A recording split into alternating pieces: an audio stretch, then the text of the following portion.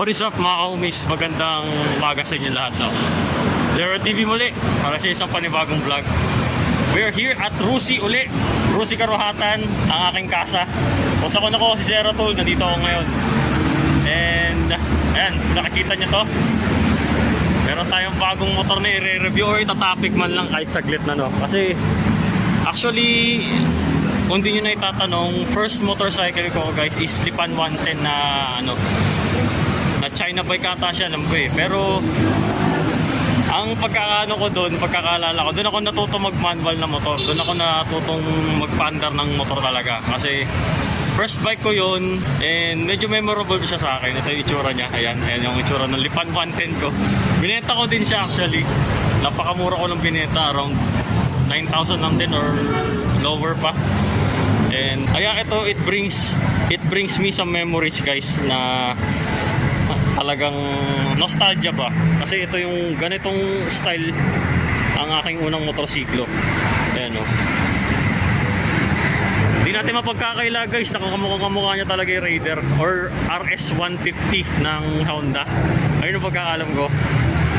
At saka ang kinaganda pa dito guys, Euro 4 FI na yan, fuel injected na yan. Kaya itong si Rusi talagang napakalupit sa ano eh, technologies ng motor ngayon. Talaga sumasabay sila, hindi sila nagpapahuli. Sa mga maliit ng Rusi dyan na sinasabi nila matakaw sa gas, ganun ganyan. Nako hindi no, meron na silang FI yan. Isang FI pa nila na motorsiklo, Rusi Flame 150. Tapos meron pa dong RFI, meron pang Pulse 150. Ano pa ba mga FI nila? Ayun, Flash 150 FI. Marami silang FI guys, kaya marami kayong mapagpipilian talaga. At saka meron pang isang FI na darating sa market ngayon, sa Rusi. Yun yung Flex 125i.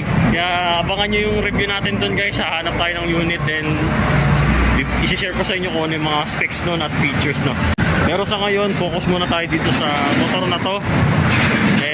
Tingnan natin yung mga itsures niya, no? Yung mga features niya. Pero hindi natin siya matitest drive kasi hindi naman siya activated. Umpisahan natin guys ang review natin sa baba, sa gulong. Ito yung gulong niya guys, alloy mags tulad ng signature mags ng Rusi. Napakaganda, telescopic siya. Ayan, may sticker din na Rusi. Ayan, tapos ayan siyang caliper syempre kasi naka dual disc brake na to. Front caliper, standard na front caliper. Okay, punta naman tayo sa headlight. Actually, hindi ko pwede tanggalin yung plastic na to kasi magagalit yung ano, magagalit mga staff dito. Ay siya. Ito yung park light niya guys. Meron siyang park light dito. Pa letter Y siya. Tapos, ayan, ito park light din to. Kung nakikita nyo, ayan, park light yan. Para siyang galit na Mass Rider, no? Ayan. Tsaka, wala siyang bumbilya guys. Kundi LED na po ito. Naka ano po siya, board light po. May board light po siya sa harap po. Okay guys, bali yung motor na to guys, air cooled po ito, hindi po siya oil cooled. Kung gusto niyo pong i-convert to oil cooled na motorcycle, po-convert pa po kayo. Ayan, naka standard po siya na ano, speedometer cable. At kinaganda po dito, digital panel na rin po yan. Ayan, digital panel na po ang Flame 150i. Tapos naka-ignition siya, may susi siya, wala lang yung susi dito. Yan. Nalalak pala siya. So ang lock sa upuan hindi pala kasama dito. Okay, punta naman tayo sa handlebar niya, no. Itong handlebar niya, maganda. Mukha talaga siyang Raider or ano, RS150 ng Honda. Galing. Wala siyang switch dito. Tsaka ayan, meron po tayong left handle switch dito. Itong ano po ata to eh, high and low beam ata to. Kung titingnan sa signage dyan, no, ayan, high and low beam, left and right, horn, tapos ito, ano ba to? Mukhang ito yung headlight mukhang ito yung headlight guys. Ayan. And we have a electric starter din. Ayan. Okay, ito tayo dito sa suspensions nya. Ano po siya, naka single monoshock po siya. Ayan, monoshock po yan. May cover din dito para hindi mabasa yung monoshock. Napakalupit talaga. Mudguard pa, lupit. Tapos meron tayong brake fluid dito, brake fluid cap. Para po yan sa caliper natin dito sa harap. Kasi ang preno po natin dito. Dito po yan. Diyan po siya nagpipreno. Tapos may kickstarter din pala to. May kickstarter din pala ang Flame 150i. Yan, ito yung caliper niya. Ay, ano, brake master niya sa likod. Tapos yung caliper niya, standard din. Standard caliper lang din. Okay na yan. Ganda nga eh. Tapos po yung tambucho niya. Maganda ang itsura, no? Dalawang exhaust. Dalawang butas sa likod. Mga talagang pang Raider FI or ano. Alam ko pang Raider FI yung ganitong pipe eh. Gunggong! Barinig kita sa mukha eh! Ang ganyan. Ang lupit. Yan, medyo maliit lang yung sprocket niya. Ito po yung sukat ng sprocket. Yan. Stock na sprocket ng Flame 150i. Siyempre sa transmissions nito, 5 ano po siya, 5 speeds po siya. 1 down, 5 up po ang speed transmissions natin dito. Tsaka may foot pegs yan. Smooth ang foot pegs, napakalupit. Lupit. Yan, meron din tayong LED signal lights yan. Rubberized. Yan, rubber po siya pareho.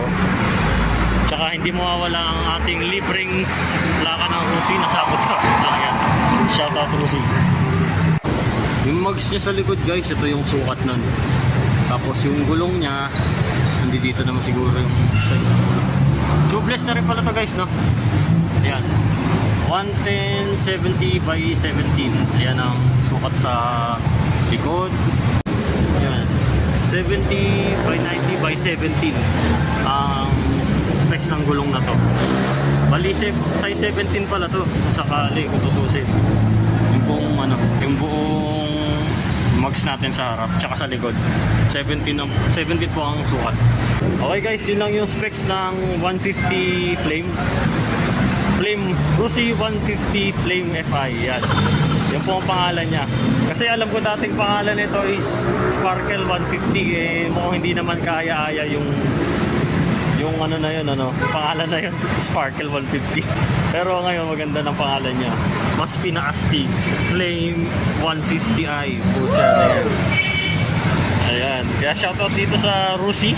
And shoutout din sa ano, tropa natin na dito na si Kuya Mario. Kuya Mario! Shoutout naman dyan, shoutout. Shoutout. Ayan, shoutout din sa manager nila.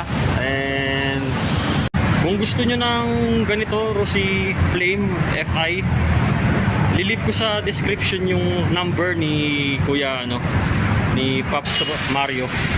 Kontakin nyo lang siya kung gusto nyo mag-avail. And actually, isa pa lang yung unit nila dito, pero dadagdag pa to sigurado. Kasi by next week daw siguro, may, ano na, yung Flex 150i, pupunta na rito yun. Kaya abangan nyo rin yung guys, i-review din natin yung motor na yun. Kasi alam ko guys, karamihan sa inyo gustong gusto ng scooters. Kaya yun ang itatakal natin dito sa channel. Kaya hope you guys like this video. Kung nagustuhan nyo tong video, please like, share, and subscribe sa ating channel na Zera TV for more Rusi content na, Rusi motorcycle content and other related topics. And that will be all guys.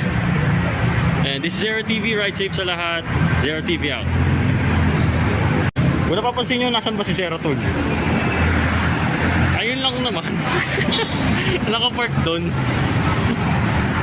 Ayan, shoutout talaga. Nakapark lang naman si Zera Tol dyan. Good boy, okay?